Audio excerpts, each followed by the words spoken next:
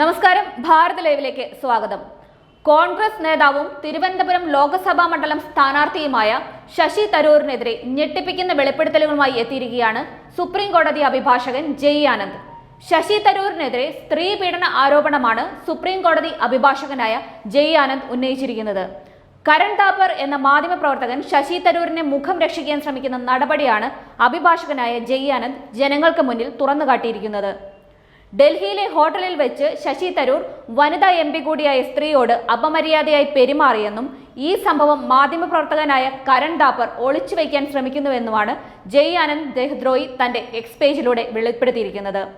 2022 October 11 ഡൽഹിയിലെ ഹോട്ടലിൽ വെച്ചാണ് സംഭവം നടന്നത്. മാധ്യമപ്രവർത്തകനായ കരൺ താപ്പർ വനിതാ MPയുടെ ആൺസുഹൃത്തായ അഭിഭാഷകൻ ജയ് ആനന്ദിന് ഇപ്രകാരമാണ് മെസ്സേജ് അയച്ചത്. പീഡന വിഷയം മറച്ചുവെക്കാൻ സഹായിക്കണം. തരൂർ എന്തായാലും തിരഞ്ഞെടുപ്പിൽ പരാജയപ്പെടും.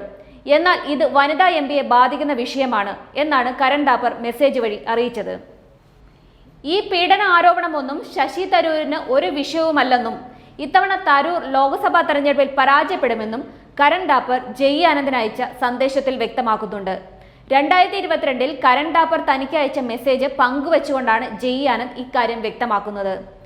ഈ സംഭവവുമായി ബന്ധപ്പെട്ട് കരൺ താപ്പർ അയച്ച മെസ്സേജിന്റെ സ്ക്രീൻഷോട്ടും ജയ് ആനന്ദ് എക്സ് പേജിൽ പങ്കുവച്ചിട്ടുണ്ട്. ഇരയ്ക്കൊപ്പം നിൽക്കേണ്ടതിന് പകരം ശശി തരൂരിനെ പിന്തുണച്ച നടപടി ശരിയായില്ലെന്നും അഭിഭാഷകൻ പറഞ്ഞു. ശശി തരൂർ ഇത് ആദ്യമായല്ല സ്ത്രീകളുമായി ബന്ധപ്പെട്ടുള്ള വിഷയങ്ങളിൽ ആരോപണ വിധേയനാകുന്നത്. ശശി തരൂരിന്റെ ഭാര്യ സുനന്ദ പുഷ്കർ മരിച്ച സംഭവവുമായി ബന്ധപ്പെട്ടും ശശി തരൂർ വിവാദങ്ങളിൽ പെട്ടിരുന്നു.